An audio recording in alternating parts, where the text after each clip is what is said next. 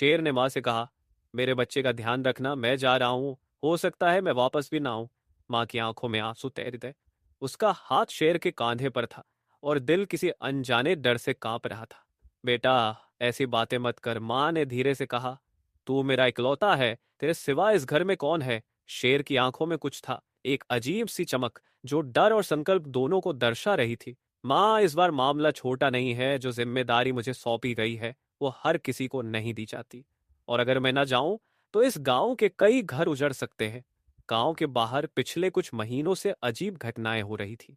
जानवर गायब हो रहे थे, बच्चों के रोने की आवाजें रात में सुनाई देती, और कई लोग कह रहे थे कि पुराने जंगल में कुछ लौट आया आया कालवन, वो जंगल जहां कोई रात को नहीं जाता था। शेर, जो पहले फौज में था और अब गांव की सुरक्षा का काम देखता था, स्वेच्छा से वहां जाने को तैयार हुआ था। लेकिन उसकी आंखों में डर नहीं था, सिर्फ अपने बेटे की छवि थी। मां ने शेर के 5 साल के बेटे को गोदी में लिया। मैं वादा करती हूं, जब तक मेरी सांस चलेगी मैं तेरे बेटे की मां बनकर उसे पालूंगी। शेर ने आखिरी बार अपने बेटे को चूमा और अपने हथियारों से लैस हो जंगल की ओर कालवन का नाम सुनते ही गांव वालों की रूह कांप जाती थी। पुरानी कहानियों में कहा जाता था कि सैकड़ों साल पहले वहां एक तांत्रिक रहता था।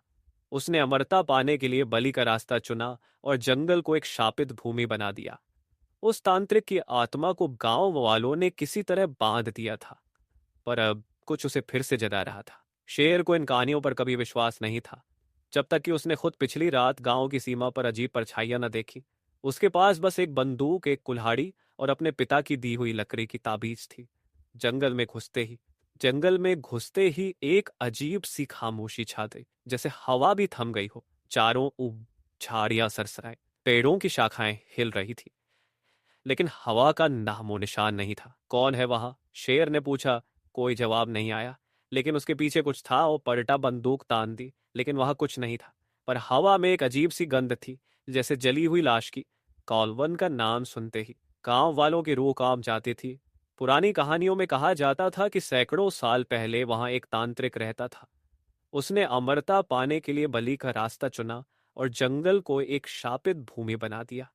उस तांत्रिक की आत्मा को गांव वालों ने किसी तरह बांध दिया था, पर अब कुछ उसे फिर से जगा रहा था। शेर को इन कहानियों पर कभी विश्वास नहीं था, जब तक कि उसने खुद पिछली रात गांव की सीमा पर अजीब परछाइयां न देखी। उसके पास बस एक बंदूक, एक कुल्हाड़ी और अपने पिता की दी हुई लकड़ी की ताबीज थी।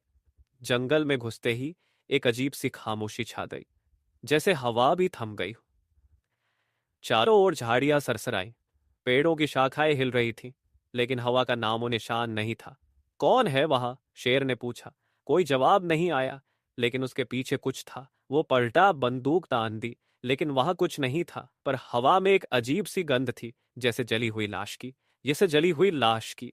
यह सिर्फ शुरुआत है। आगे के हिस्सों में शेर का सामना उस शापित तांत्रिक से होगा। उसे अपने अतीत का राज पता चलेगा, और वह एक ऐसी लड़ाई लड़ेगा जो आत्मा और शरीर दोनों की परीक्षा होगी। क्या शेर वापस आएगा?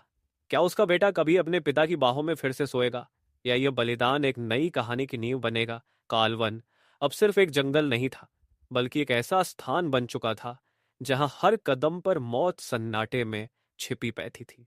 शेर की आंखें चौकस थीं, कान हर आवाज पर टिके हुए।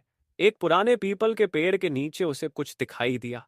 एक जली हुई झोपड़ी और उसके सामने कुछ काले पत्थर, जिन पर किसी पुरानी भाषा में मंत्र खुदे थे। जैसे ही शेर ने उन पत्थरों को छुआ, एक तेज चीख जंगल में गूंज उठी। ऐसा लगा जैसे किसी आत्मा की पीड़ा आकाश तक पहुंच गई हो। तो लौट क्यों आया वीर पुत्र? एक गूंजती हुई आवाज आई। शेर ने चौंक कर इधर उधर देखा, पर कोई नहीं था। मैं तुझे नहीं जानता, शेर ने साहस के साथ कहा, लेकिन मैं तुझे जानता हूं। तेरे खून में वही है जो मुझे कैद कर गया था। तेरा पूर्वज मेरा शत्रु था, अब तू मेरी आजादी की चाबी है। शेर को अचानक अपने पिता की कही बातें याद आने लगी। कैसे उनके पुरखों ने किसी महान बुराई को बांधा था, और यही ताबीज जो उसके गले में था उसका रक्षक था। ये ताबीज ही तेरा अंत है वीर पुत्र। आवाज फिर गूंजी, और अचानक झोपड़ी से काली परछाई बाहर निकली, लंबी, धुएं जैसी, आंखें लाल जैसे अंगारे, और चेहरा जैसे सैकड़ों आत्माओं से बना हो। परछाई हिली भी नहीं। फिर उसने कुल्हाड़ी निकाली और दौड़ पड़ा। लड़ाई शुरू हो चुकी थी। शेर के वार उस परछाई से टकरा रहे थे, पर हर बार जैसे वो भाप बनकर छूट जाती, तेरा शरीर हार जाएगा, पर क्या तेरी आत्मा भी तैयार है? वो राक्षसी आवाज हंसी। शेर ने तब उस ताबीज को पकड़ा और मंत्र पढ़ने की कोशिश की, जो उसे बचपन में उसकी दादी ने सिखाए थे। ओ नमः काल भैरवाय रक्षा कर स्वाहा। जैसे ही उसने ये कहा, ताबीज चमकने लगी और परछाई चीख उठी। अब वो कमजोर हो रही थी, लेकिन वो पूरी तरह मिट नहीं रही थी। तभी एक अजीब बात हुई। शेर को अपने भीतर कोई खिंचाव महसूस हुआ, जैसे वो परछाई उसे भीतर खींच रही हो। तू मुझे नष्ट नहीं कर सकता, पर मुझे अपने साथ ले जा सकता है। शेर समझ गया, इसे मिटाना नहीं, बांधना होगा अपने भीतर। अगर मेरी जान लेनी पड़े तो ले ले, शेर ने कहा और ताबीज को अपनी छाती पर रख दिया। तेज रोशनी फूटी, पूरा जंगल हिल गया, उठी, और वो परछाई शेर के भीतर समा गई। गांव में 3 दिन तक कोई खबर नहीं आई। माँ हर रोज पहाड़ी पर जाकर आरव को सीने से लगाए बैठकर उस रास्ते की ओर देखते हुए जिससे शेर गया था। फिर एक शाम, सूरज ढलने से पहले, किसी ने गुफा की ओर आते एक कद काठी वाले आदमी को देखा। माँ दौड़ पड़ी। आरव की आंखें चमक उठी, लेकिन जब वो पास आए तो शेर मुस्कुरा रहा था। माँ समझ गई, शेर वापस आया है, लेकिन कुछ उसके साथ भी आया है। उसने कुछ नहीं पूछा, बस बेटे को गले लगाया। मैं वादा निभा कर लौटा हूं माँ, शेर ने कहा। और एक दिन उस परछाई को फिर से आजाद करने की कोशिश होगी। गांव धीरे धीरे सामान्य होने लगा, लेकिन शेर पहले जैसा नहीं रहा। वो ज्यादा नहीं बोलता था, अक्सर अकेला बैठा आसमान की ओर देखता। माँ समझती थी, कुछ तो है जो उसे अंदर से खा रहा है। आरव अब 10 साल का हो चुका था। वो अपने पिता की परछाई में पल रहा था। हर रोज सुबह उठकर उसी पेड़ के नीचे जाता जहां शेर बैठता, और सवाल करता, पापा, उस दिन जंगल में क्या हुआ था? शेर बस मुस्कुरा देता और कहता, एक दिन तुझे सब खुद ब खुद पता चल जाएगा बेटा। पर उस दिन ने सब कुछ बदल दिया, जब गांव में फिर से एक घटना हुई। कालवन के पास एक चरवाहा गायब हो गया। गांव के लोग फिर डरने लगे। शेर ने सबको शांत किया, लेकिन मां जानती थी, अब वो परछाई दोबारा जाग रही थी। और इस बार शेर उतना मजबूत नहीं था जितना पहले था। एक रात शेर ने आरव को अपने पास बुलाया। बेटा, अब तू बड़ा हो गया है। अब समय है कि तू अपने भीतर की ताकत को पहचाने। आरव ने चौंक कर पूछा, मेरे अंदर भी ताकत है?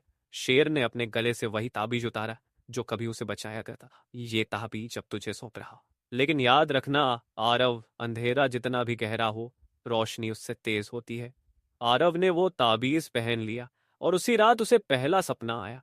एक काले जंगल में वह अकेला था। उसकी आंखों के सामने वही परछाई आई और बोली, तेरा रक्त वही है जिसने मुझे कैद किया। अब तू मुझे मुक्त करेगा। आरव की नींद खुल गई। उसकी पेशानी पसीने से भीगी हुई थी। वो समझ गया, अब कहानी दोहराई जाएगी। शेर अब बूढ़ा हो चला था। उसने गांव के लड़कों को प्रशिक्षण देना शुरू कर दिया। और आरव, वो अब अपने पिता से भी तेज और समझदार था। एक दिन गांव के उत्तर में कुछ बच्चों ने एक पुरानी गुफा के अंदर किसी को मंत्र पढ़ते देखा। जब शेर और आरव वहां पहुंचे तो उन्होंने देखा, कुछ तांत्रिकों ने उस परछाई को फिर से आजाद करने की कोशिश की थी। परछाई आधी आजाद हो चुकी थी, और अब उसका एक ही मकसद था, आरव को पाना। अब तुझे लड़ना होगा, शेर ने कहा, लेकिन याद रख, ये लड़ाई सिर्फ बाहरी नहीं, ये अंदर की भी है। उस रात कालवन फिर जीवित हो उठा। चारों ओर काली हवाएं, डर की सिसकारियां, और एक बार फिर आरव ने वही चीख सुनी जो उसके पिता ने सुनी थी सालों पहले। इस बार आरव अकेला नहीं था। गांव के लोग, माँ और शेर, सब उसके पीछे खड़े थे। आरव ने ताबीज को पकड़कर जोर से मंत्र पढ़ा। जोर से मंत्र पढ़ा, परछाई चीख उठी। वो आरव के सामने आई, अगर तू मुझे नहीं अपनाएगा तो तुझे अपने पिता की तरह खा जाऊंगी। आरव ने अपनी आंखें बंद की और अपने भीतर उतर गया। उसे अपने पिता की आवाज सुनाई दी, बेटा, तू मेरा उत्तराधिकारी, तेरे भीतर उजाला है, उसे पहचान। आरव ने अपनी आंखें खोली और पूरी शक्ति से चीखा, तू अंधकार है और मैं प्रकाश। ताबीज चमका, परछाई जलने लगी, और एक तेज विस्फोट के साथ वो फिर से बंद हो गई। इस बार हमेशा के लिए गांव में फिर से सूरज निकला। शेर अब मुस्कुराता था, आरव के कंधे पर हाथ रखता और कहता, अब तो जंगल का सच्चा रक्षक है बेटा। माँ मंदिर में दिया जलाती और कहती, भगवान का शुक्र है, मेरे दोनों बेटे लौट आए। आरव की आंखों में अब एक नई चमक थी। वो जानता था, कहानी अभी खत्म नहीं हुई, क्योंकि हर पीढ़ी को अपनी लड़ाई खुद लड़नी होती है।